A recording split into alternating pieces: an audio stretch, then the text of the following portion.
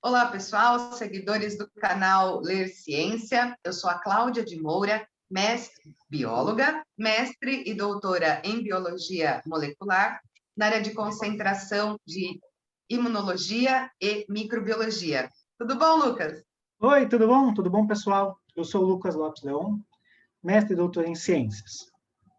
E hoje a gente vai conversar sobre dois vídeos importantes para a história da imunização, da história das vacinas. E a gente pegou algumas informações bastante interessantes. A gente pegou informação da revista FAPESP, algumas informações da Sociedade Brasileira de Imunologia. Então, para quem tiver alguma dúvida, ficar com alguma questão, quiser se aprofundar mais nos assuntos que a gente tratar por aqui, as referências vão ficar na descrição. Tudo bem? Então, começando, vamos conversar um pouquinho sobre a varíola. A varíola é uma infecção bastante importante e a história dessa infecção é bastante associada à história da imunização.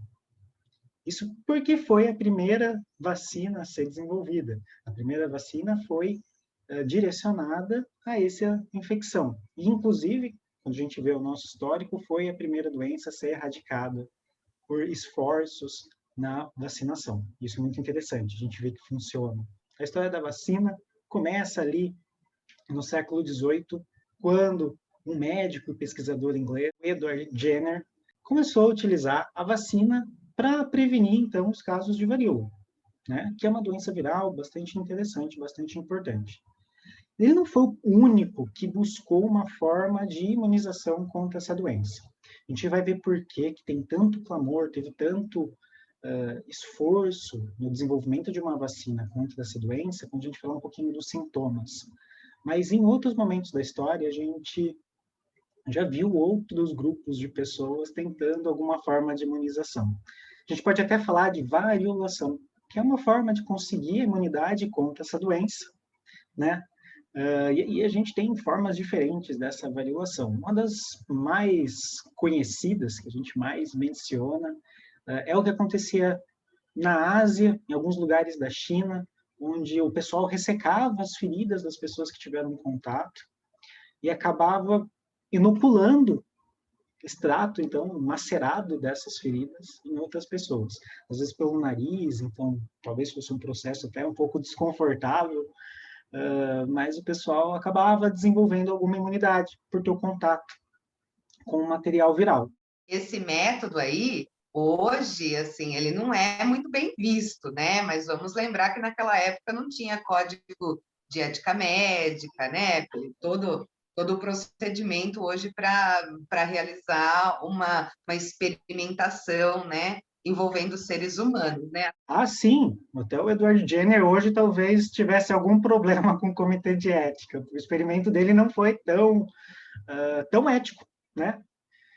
Então o pessoal inoculava essas partículas, eventualmente uma ou outra pessoa acabava pegando varíola, uma ou outra acabava morrendo dessa forma, mas era a melhor forma que se tinha na época. Para uma alternativa a esse processo, então, o Edward Jenner veio com uma ideia.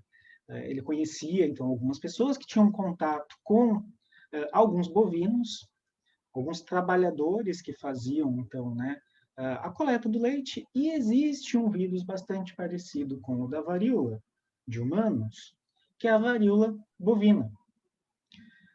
Os trabalhadores que tinham contato, então, com os gados, eventualmente não desenvolviam varíola humana.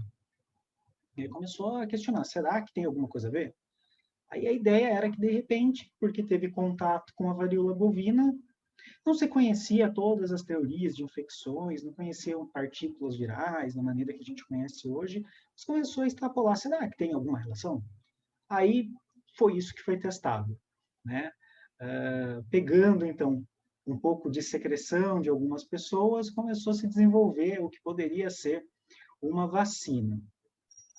É bastante contraditório o experimento, do ponto de vista ético, porque ao desenvolver, né, essa vacina, que tinha, então, alguma partícula ali que potencialmente estimulava o sistema imunológico, então poderia, de repente, provocar uma doença, o Edward Jenner inoculou em uma criança esse material para ver se tinha possibilidade de desenvolver né, uma imunidade. Ao que tem relato na história, pelo menos a primeira pessoa que recebeu essa, vamos pôr até entre aspas, né, essa vacina ou essa solução produzida por ele, lembrando que foi uma criança de 8 anos. Normalmente, hoje, nós não escolhemos crianças para iniciar uma experimentação. O que se conta, inclusive, é que era uma criança, filho de um jardineiro da propriedade dele. Então, não rola até, né, ele era meio chefe da pessoa, então rola uma situação, às vezes, até um pouco desconfortável para negar ali na parte dos pais. Enfim, aí entra alguns outros aspectos éticos. O que a gente sabe é que a vacina funcionou ali, conseguiu estimular a imunidade para o menino, ainda bem, e o menino acabou nunca desenvolvendo uma forma grave da doença, a criança, né? Verdade. Isso que era interessante.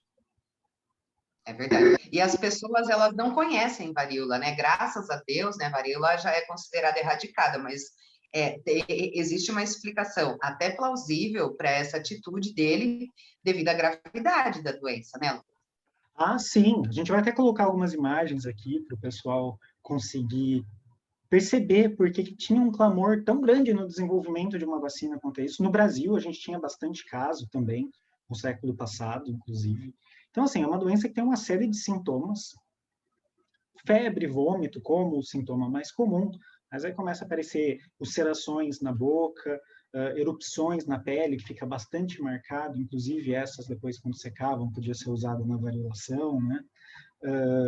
Essas erupções, então, depois viram umas bolhas que são bastante chamativas e depois acabam virando até algumas cicatrizes na pele. Dependendo do caso, essas cicatrizes, né, vão acabar perdurando e, em alguns casos, ainda tem sequela de cegueira, de outras questões. A gente tem casos mais graves, inclusive, que levam à morte da pessoa infectada. Alguns índices até preocupantes, né, com uma letalidade em algumas populações de até 30%. Com o passar do tempo, então, com a vacina funcionando, a OMS buscou uma campanha que conseguisse erradicar essa doença, e a campanha apareceu ali por volta de 1956, como a gente já comentou no nosso último vídeo, que a gente deixa até marcado no card aqui para quem tiver, né, quem quiser rever o nosso último vídeo, quem ainda não viu, que a gente falou um pouquinho desse momento. Como no Brasil a gente também tinha muitos casos, a campanha funcionou no mundo inteiro, inclusive no Brasil.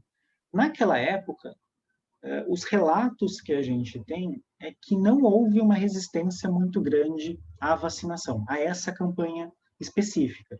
Provavelmente por causa do clamor. Muita gente tinha uma doença que chama tanta atenção, com marcas na pele, chama atenção, o pessoal busca uma forma de se proteger, uma forma de se imunizar, e alguns autores até mencionam que houve uma cultura de imunização. A gente fala de algumas outras campanhas que deram muito certo no Brasil e talvez venha de uma cultura associada a esse momento. Quando a gente vê a doença, ela chama atenção, quando tem uma campanha que busca inibir essa doença, é bem-vindo, né? Mais ou menos o que a gente passa hoje no Brasil, né? Todo mundo esperando a vacina contra a pandemia que a gente vive hoje. Com o tempo, de repente, com o aumento do número de vacinações, então, com essas campanhas funcionando muito bem, a gente teve a erradicação dessa doença. E hoje, a vacina contra a varíola não faz mais parte do calendário nacional, não faz mais parte do calendário de vacinação, porque ela é erradicada e controlada em todo mundo. Poucas partículas virais, poucas cepas ainda existem no mundo, mas elas ficam sempre bem armazenadas, em controle de alguns países, não fica distribuído para que todo mundo possa trabalhar. Da mesma forma que a gente vê essa cultura de vacinação associado a uma doença que chama bastante atenção, quando a gente tem uma diminuição muito grande nos casos, de repente o pessoal passa a perder o interesse em se vacinar e uma doença que poderia ser controlada ou que está controlada pode aparecer, não é, Cláudia? A gente tem um caso bastante chamativo disso hoje, né? Exatamente. Essa hoje, além do coronavírus e as nossas dificuldades de vacinação, né, de se ter vacina para todo mundo, na década de 50, também haviam outras doenças que causavam até o mesmo pânico, né? Uma delas é a poliomielite, ou paralisia infantil, ou mesmo pólio. Na década de 50, a paralisia infantil era um medo geral, né? Era um medo mundial, né? Por quê? Não só pelo sintoma da doença, mas se o indivíduo sobrevivesse, a sequela que ela traz, né? É uma doença que acomete principalmente crianças, né? Então, já é um público que deixa, né, as crianças já têm uma questão imunitária que a gente tem que levar em consideração. E o interessante dessa doença é que ela começa com um sintoma gripal, né? Então, cefaleia, dor de cabeça, às vezes até vômito, garganta um pouco inflamada, né? Febre alta. Aí começa um problema um pouquinho mais, que chama mais atenção, que inicia, então, uma rigidez muscular e, às vezes, até meningite, e isso a gente está mostrando para citar o tropismo do vírus pelo sistema nervoso. E o pior, gente, é que o vírus é transmitido pela água contaminada, principalmente, né? Então, a fonte de contaminação era muito fácil. E existem dois tipos de evolução dessa doença, a paralítica e a não paralítica, né? Então, como o próprio nome diz, né? A versão paralítica, então, o vírus, ele é direcionado, então, para o sistema nervoso, a criança começa a perder os reflexos, começa a ter dor muscular bastante intensa e fraqueza muscular progressiva, né? Então, a gente faz uma busca simples na internet, nós vemos imagens de crianças sobreviventes da poliomielite utilizando andadores porque não consegue se movimentar sozinho. E ainda, em casos até mais graves e que não eram incomuns, o indivíduo não consegue mais respirar, ele não faz mais o movimento de inspiração. Então, esses indivíduos, eles ficavam para o resto da vida ligados ao que era chamado na época de pulmões de aço, né? Que era o termo utilizado para descrever a câmara de pressão negativa que eles precisavam para continuar respirando, né? Isso se o indivíduo sobrevivesse, vamos deixar bem claro, né? E lembrando que a maioria dos infectados eram crianças. Bom, só isso já justifica uma busca desenfreada pela vacina contra a poliomielite, já que a campanha da varíola foi tão bem sucedida e erradicada. Então, começa a vacinação contra a poliomielite, e olha só que legal, o último caso relatado de poliomielite foi em 1989. Então, gente, olha, quem tem aí por volta de 20, 25 anos, nunca mais ouviu falar de poliomielite. Nunca mais viu ninguém com esse tipo de quadro ou alguém que tenha sido infectado por esse vírus, né? Então, em 94, a Organização Pan-Americana de Saúde declara, então, né, a erradicação nas Américas do vírus selvagem da poliomielite. Mas isso graças a uma campanha extenuante de todo mundo em prol da vacinação. Mas qual é a vacina da poliomielite? Gente, é o Zé Gotinha, né? É a única vacina oral que nós temos aqui no calendário, né? Existem dois tipos de vacina, a vacina injetável, que nós não utilizamos aqui, nós utilizamos a vacina do tipo oral, né, que está no Plano Nacional de Imunização. Então, as primeiras doses, né, quando a criança nasce, depois reforço aos 15 meses e aos 4 anos. Qual é a composição dessa vacina? Ela tem partículas virais enfraquecidas. tá? Não são capazes de causar a doença. Além de outras substâncias, como streptomicina, eritromicina. Então, crianças que são alérgicas a esses componentes da vacina não podem fazer uso da vacina. Mas aí que mostra a importância da vacinação, porque como a doença já é quase que considerada erradicada, mesmo que o indivíduo não seja vacinado, ele tem uma cobertura de rebanho. Por quê? Porque todas as crianças em volta dele receberam a vacina. Então, esse indivíduo não vai ser prejudicado. Aí, Lucas, é aquela pergunta, né? E essa festa dessa campanha anti-vacina que acontece aqui no Brasil agora, que já não é nova, não, é antiga, mas o que a gente vai fazer se de repente para a vacina de poliomielite?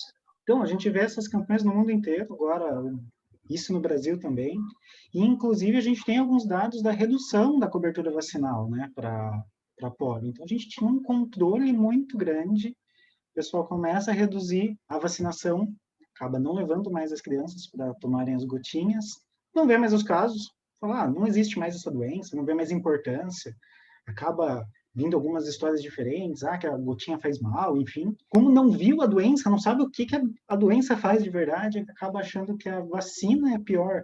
E não é o caso. A gente sabe que, tirando as crianças que têm alguma alergia, não tem contraindicação específica, né? É verdade. Se vocês observarem bem, as imagens que a gente mostrou aqui, né, que são imagens de livre acesso, agora eu espero que né, vocês que estão assistindo o nosso canal hoje entenda que não foi à toa que as nossas mães nos vacinaram, né? E que essa cultura da vacinação deve permanecer aqui no país, porque eu não sei o que seria, né, do povo brasileiro se depois dessa avalanche de corona que vem e a gente tem a sensação que não vai ter fim, nós conseguimos erradicar a poliomielite, nós levamos quase 30 anos para isso acontecer. E, de repente, por um movimento sem fundamento teórico, embasamento científico, olha o que a gente pode causar para as próximas gerações, né? Lembrando que até a forma de transmissão, nós não temos todas as regiões do Brasil povoadas com saneamento básico e água tratada. Então, é muito arriscado, até mesmo considerada erradicada a doença, retirar essa vacina do calendário. Por isso que ela continua, né? É só por isso. Há um risco, né, constante de uma reintrodução desse vírus na população.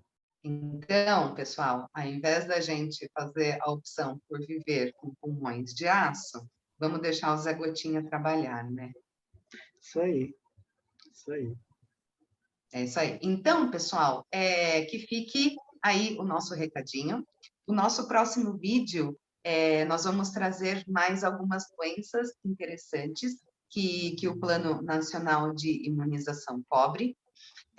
Fica aí o nosso carinho a todos os brasileiros que estão infectados agora, aos familiares que vêm perdendo seus parentes, seus amigos. Daqui a pouco, o sistema de saúde já entrou em colapso e não dá para acreditar, mas daqui a pouco vai entrar o sistema funerário também, né? Se continuar desse jeito. Um abraço, até semana que vem. Tchau, tchau, pessoal. Tchau, tchau, Cláudia. Até mais.